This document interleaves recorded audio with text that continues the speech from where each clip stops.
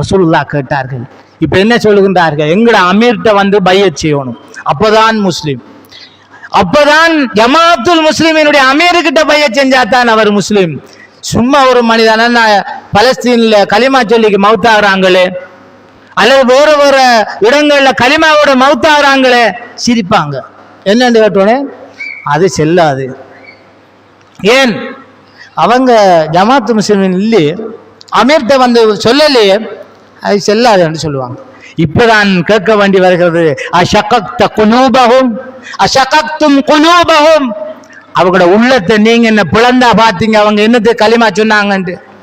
ஒரு சந்தர்ப்பத்தில் அங்க அவங்களோட ஜமாத்தில் ஒரு சூரா குழு ஒன்றைக்கு வாட்ஸ்அப்பில் ஜமாத் சூரான்னு சொல்லி, அதுல பல கேள்வி பதில்கள் போகும். முக்கியமா ஒரு 4-5 பேர், அதுல நானும் ஒருவன். அதுல ஒரு ஹதீஸை ஒரு சவரன் முன்வைக்கிறார். உஸ்தாத், மன்கான ஆஹிரு கலாமிஹி லா இலாஹ இல்லல்லாஹ் தஹலல் ஜன்னா, எவண்ட கடைசி வார்த்தை லா இலாஹ இல்லல்லாஹ் என்று இருக்குமோ அவனுக்கு சுவர்க்கம் என்று வருது.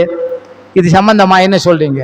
ஆமா, ஏற்கனவே அவ பையத்து செஞ்சிருக்கணும், மௌத்தார நேரமும் களிமாவோட மௌத்தாகணும், அப்ப அவளு சொர்க்கம். இல்ல பையத்து செய்யாதால், பையத் செய்யாதால் கடைசி நேரம் களிமா சொன்னா அது சரி வராது. அப்ப என்ன அப்ப இந்த ஹதீஸ்ல விளக்கம் என்ன? அதான் விளக்கம். அந்த ஹதீஸ் என்ன சொல்லுது? எவனுடைய இறுதி வார்த்தை லா இலாஹ இல்லல்லாஹ் என்று இருக்குமோ அவன் சுவர்க்கம். அப்ப சொர்க்கத்தை அல்லாஹ் கொடுக்க என்று சொல்றான். உங்களோட பிரச்சனை என்ன? ஒரு மனுஷன் சொர்க்கம் போன உங்களுக்கு என்ன வாப்பா போட்டுமே? இல்ல, அவர் இங்க வந்து லைசன் எடுத்து போடும். இப்ப ஒவ்வொரு மனுஷன், உதாரணமா கோடிக்கணக்கான மக்கள் இருக்கின்றார்கள், இவைய ஒரு 200 பேர் தான் இருக்காங்க. ஒவ்வொரு வீட்டுலையும் தான் போய் நிக்கணும். அப்படியேண்டா மௌத்தாக்குள்ள முன்னுக்கு போய் நிக்கணும். நின்று சொல்லி எனக்கு முன்னுக்கு சொல்லி நான் பையத்து பாட்டு.